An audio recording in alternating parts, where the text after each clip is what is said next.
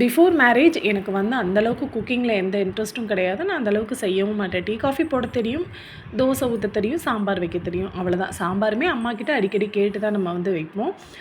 So after marriage நம்ம first நம்ம ஹஸ்பண்ட்காக ஒன்று செய்ய போகிறோம் அப்படின்னும்போது, நான் அடுத்த நாளே வந்து அம்மாவுக்கு ஃபோன் பண்ணி எப்படி செய்யணும், என்ன ஏது, எனக்கு எவ்வளோ வெங்காயம் போடணும், எவ்வளோ தக்காளி போடணும்னு அந்தளவுக்கு நான் கேட்க ஆரம்பித்தேன்.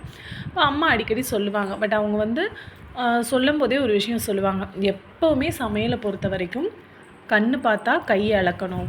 நம்ம என்னதான் ரேஷியோஸ் சொன்னாலும் நம்ம வந்து சமையல் செய்யவே நம்மளுக்கு ஒரு இது வந்துடும், நாலேஜ் வந்துடும். ஸோ கண்ணு பார்த்தா கையை அளக்கணும் அப்படிங்கிறத வந்து சொல்லுவாங்க. அதை நான் இன்றைக்கி வரைக்கும் மைண்டில் வச்சுருக்கேன்.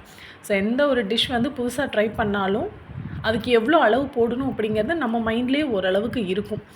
போக போக நம்மளும் வந்து நம்ம குழந்தைக்காக செய்கிறோம், நம்ம ஹஸ்பண்ட்காக செய்கிறோம், புதுசாக ட்ரை பண்ணுறோம் அப்படின்னும் போது நம்மளுக்கும் கொஞ்சம் நாலேஜ் வந்துடும். அண்ட் இப்போ வந்து புது புது டிஷ்ஷஸ் நம்ம குழந்தைங்களுக்காக ட்ரை பண்ணுறோம்.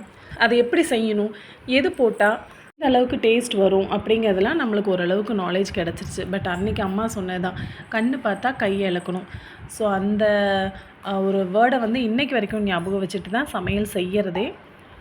அண்ட் இந்த குழந்தைங்களுக்கெல்லாம் வந்து ஸ்கூலில் ப்ராஜெக்ட் ஒர்க் கொடுக்குறாங்க இல்லையா, அது வந்து குழந்தைங்களுக்கு தான் கொடுக்குறாங்களா இல்லை பெரியவங்களுக்கு கொடுக்குறாங்களான்னு சத்தியமாக எனக்கு தெரியல. கொடுக்குற ப்ராஜெக்ட்ஸ் எல்லாமே வந்து நம்ம தான் விடிய விடிய உட்காந்து செய்கிறோம்.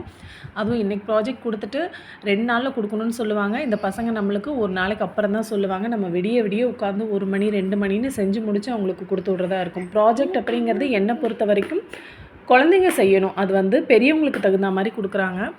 அதை என்ன பண்ணுறதுன்னு எனக்கும் தெரியல. நம்ம சின்ன பிள்ளையாக இருக்கும்போது நம்மளுக்கு இந்த மாதிரி ப்ராஜெக்ட்ஸ் இல்லை, ஆல்பம் மட்டும்தான் இல்லையா?